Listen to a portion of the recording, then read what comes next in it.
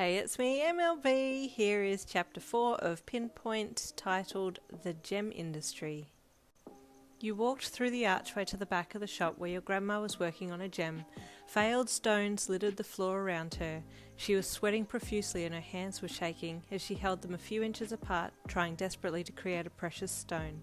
Flashes of light and steam rose from between her palms as she held her quirk in an active state. "Grandma!" you yelled in distress when you saw how hard she was pushing herself. "Please stop!" She dropped her hands and a lump of coal fell to the floor. You made your way quickly over to her, taking her quaking shoulders in your hands as you crouched down in front of her. "Grandma, please, you've done enough for today. Don't push yourself." You helped her stand and walked her to the stairs that led to where you lived on the second floor above. She was breathing heavily and her pupils were dilated.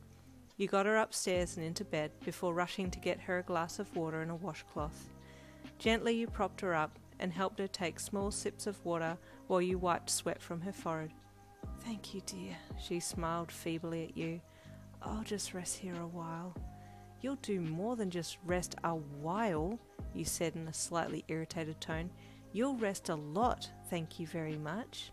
Your grandma chuckled softly, and your facial features softened as you stroked her hair lovingly. "I'll watch the shop for the rest of the day, Grandma, don't worry." She patted your hand and laid herself back against the pillow, sighing happily. You went back down to the shop. It was a quiet afternoon. The gem industry wasn't a particularly busy industry, but it was constant. There wasn't a day that would go by without at least one person coming in to make a purchase. The working day came to a close and you walked around turning off the lights and locking doors. You went back upstairs to check on Grandma, and she was sleeping peacefully. You smiled to yourself, and then started to prepare dinner, lost in thought, pondering the day's happenings. "Oh, I must remember to ask Grandma about those two men that came in today. She may have seen them before." "Something smells good," a friendly voice said behind you. Grandma had awoken to the delicious aroma coming from the kitchen, and had come to investigate. "I'm making chicken katsu," you replied with a smile. "How are you feeling, Grandma?"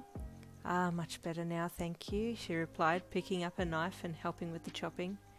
"Hey, Grandma, I've been meaning to ask you about two men that came in today.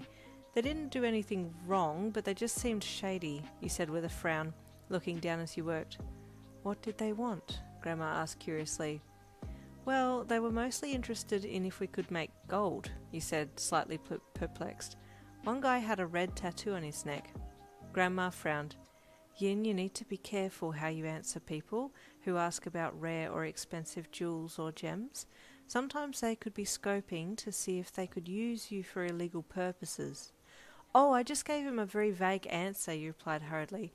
"I'm aware that there are bad people out there." "No, Yin," your grandma said, stopping her chopping and looking at you. "I'm talking about you, personally, being kidnapped.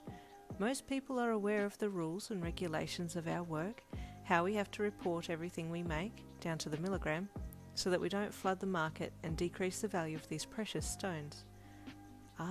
So that's why you have to ring the Gem Regulation Committee each morning to check if there are any stones that are restricted for that day, you asked, finally making sense of Grandma's habits. "Yes, exactly," Grandma replied, resuming her chopping. "The gem market's always changing. Some stones are permanently restricted unless a special request is put in. Gold is one of those restricted items." "I see," you nodded slowly. "But if someone kidnapped you, they could try and force you to make rare stones just for them. No restrictions." You both fell silent for a bit. "About the guy with the red tattoo?" you finally said quietly. She shook her head. "No, never seen him before." "Oh, okay, that's good," you said, taking the chopped vegetables from her. "Have you ever been threatened, or has anyone ever tried to kidnap you, Grandma?" "No, thankfully," she said, "but having this quirk makes us ideal targets for illegal traders." She peeked over your shoulder as you stirred the food in the frying pan. "On a positive note, though, we have the immediate protection of the police, so if we are targeted, then they make it top priority to get us back safely." "Is that so that they can protect the gem market?" you asked. "Basically, yes," she replied. "Their selfishness is our gain." She tittered and took a spoon from the drawer to try your dish. "Plus, having heroes drop in from time to time is always nice. Heroes these days are getting better looking each time. You rolled your eyes and grinned. You never change, Grandma. That's delicious, your grandma said, pointing to the pan. And it's ready. Let's eat. And there ends chapter 4. Stay tuned for chapter 5.